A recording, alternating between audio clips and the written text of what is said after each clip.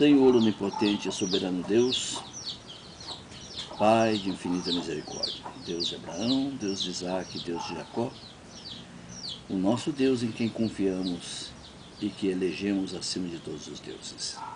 Porque Tu és o Deus verdadeiro, em Ti habita a verdade, em Ti habita a justiça e em Ti habita o perdão. Dá, Senhor Deus, nesse instante para nós, a unção do Teu Espírito Santo, para que nós possamos entender bem o que vamos aqui estudar. E nos abençoe, proteja-nos segundo o beneplácito da Tua vontade, perdoando todos os nossos pecados, dando-nos a união de Espírito, para que possamos juntos fazer tudo aquilo que seja reto ao Teu santo nome. Te agradecemos tudo, em nome do Senhor Jesus. Amém. Amém.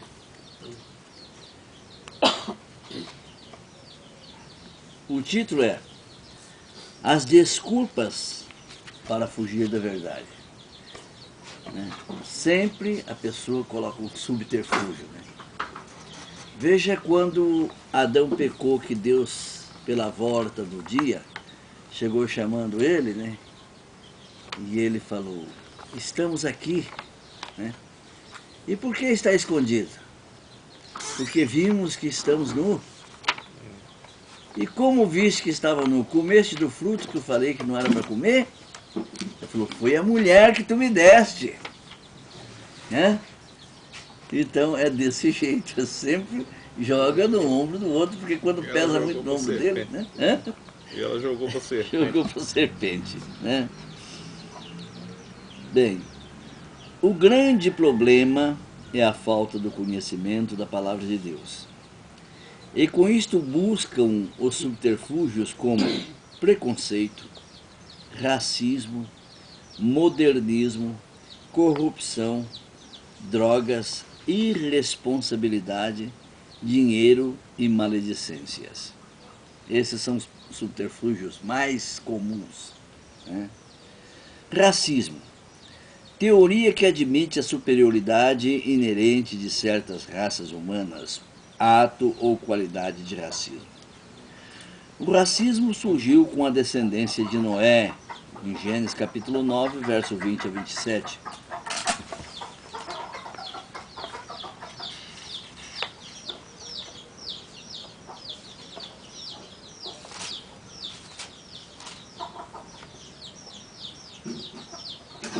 E começou Noé a ser lavrador da terra e plantou uma vinha.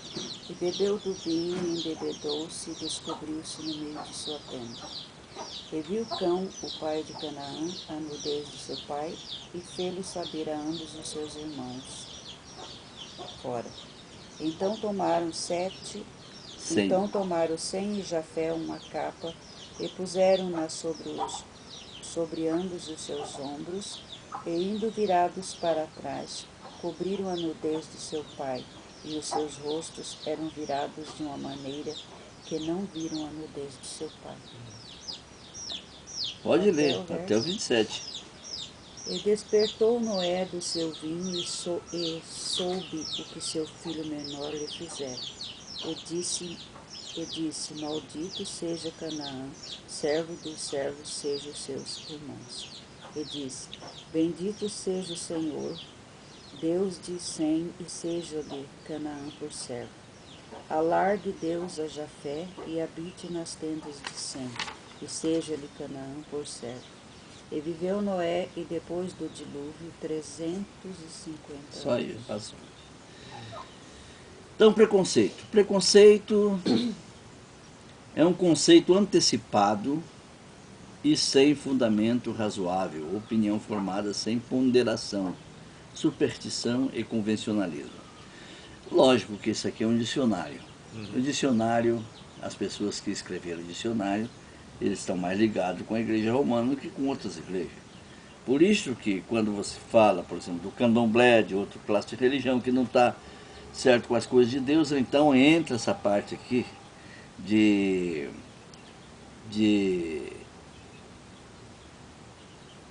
superstição.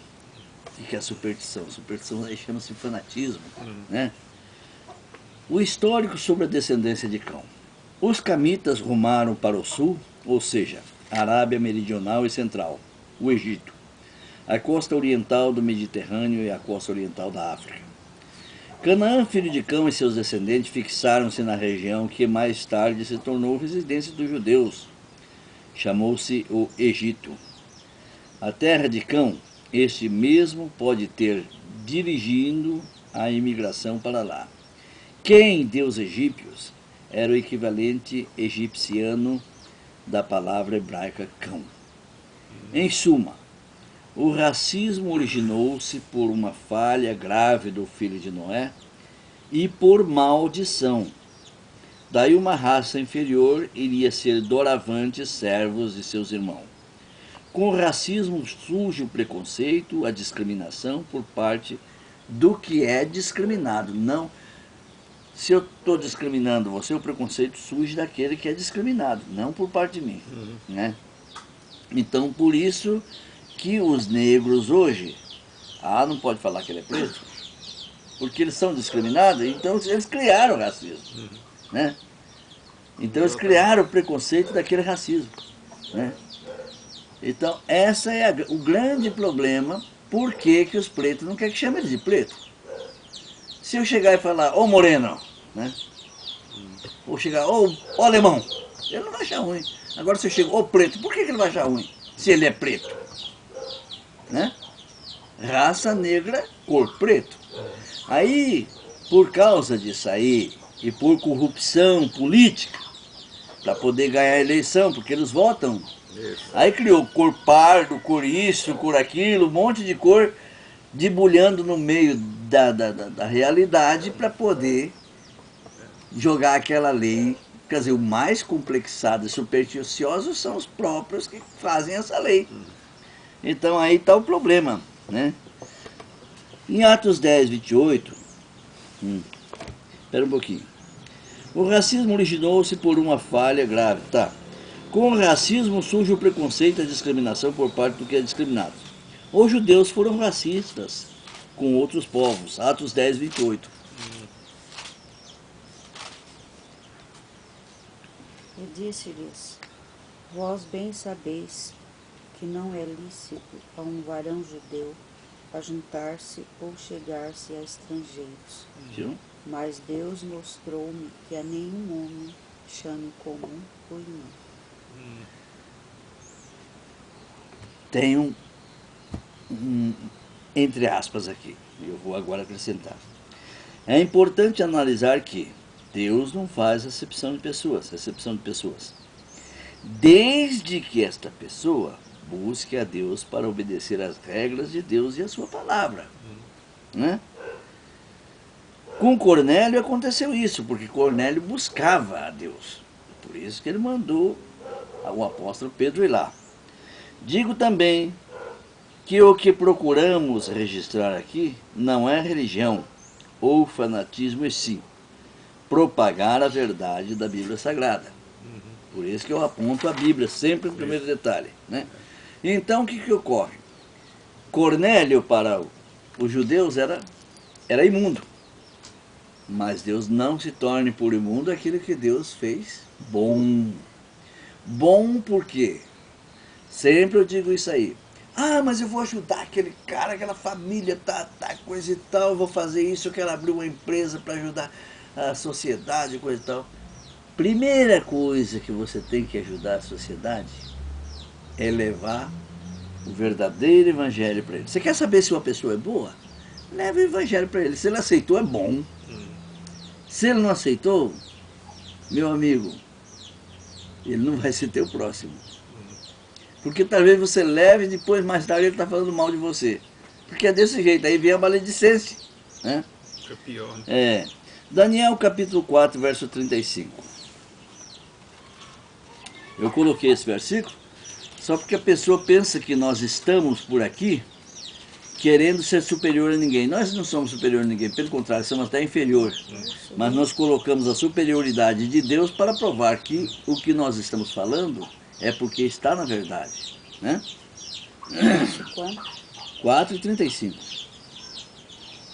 E todos os moradores da terra são reputados em nada, E segundo a sua vontade, ele opera com o exército do céu e os moradores da terra.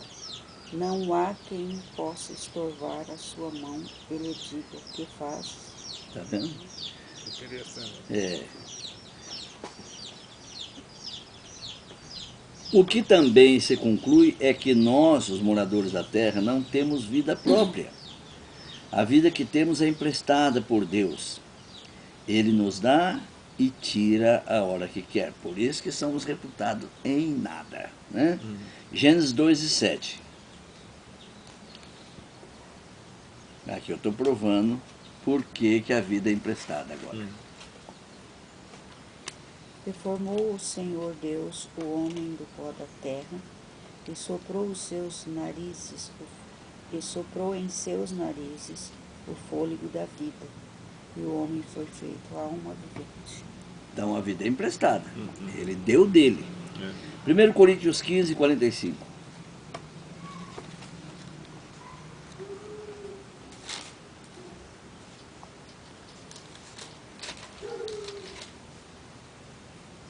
Assim está também escrito: o primeiro homem, Adão, foi feito em alma vivente, o último Adão em espírito vivificante. Então, o primeiro homem, Adão, de barro, lá do jardim, tomou vida emprestada. O segundo Adão, não, é espírito vivificante, ele dá vida.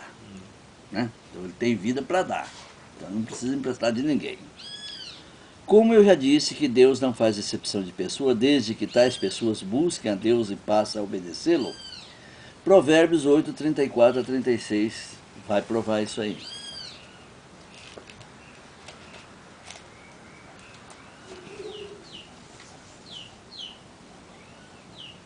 Bem-aventurado o homem que dá ouvidos, velando as suas palavras.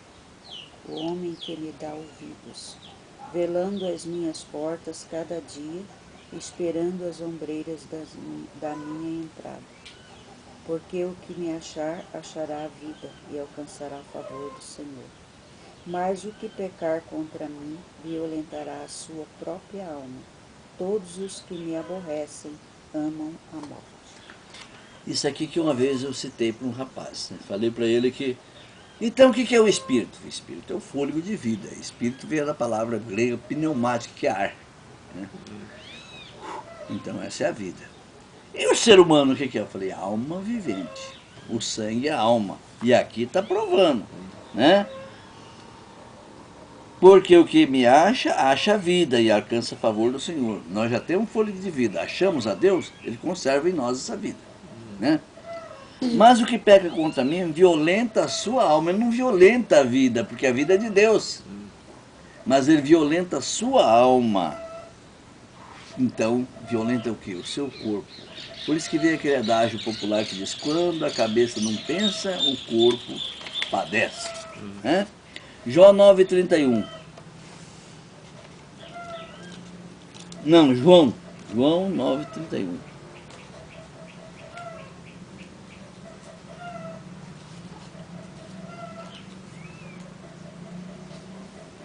Ora, nós sabemos que Deus não ouve a pecadores, mas se alguém é temente a Deus e faz a sua vontade, a esse ouve. O que é a sua vontade? A lei que ele editou. Né? 1 João 3:4.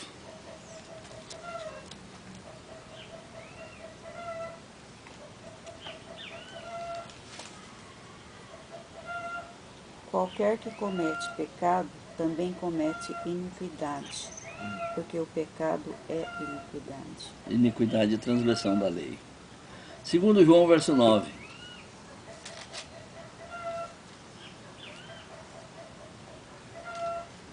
Todo aquele que prevarica e não persevera na doutrina de Cristo não tem a Deus.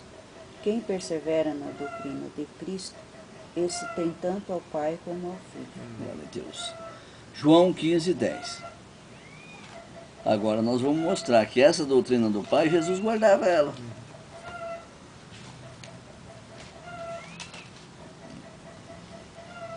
Se guardardes os meus mandamentos, permanecereis no meu amor, do mesmo modo que eu tenho guardado os mandamentos de meu Pai e permaneço no seu amor. Então aí é o seguinte, é muito simples.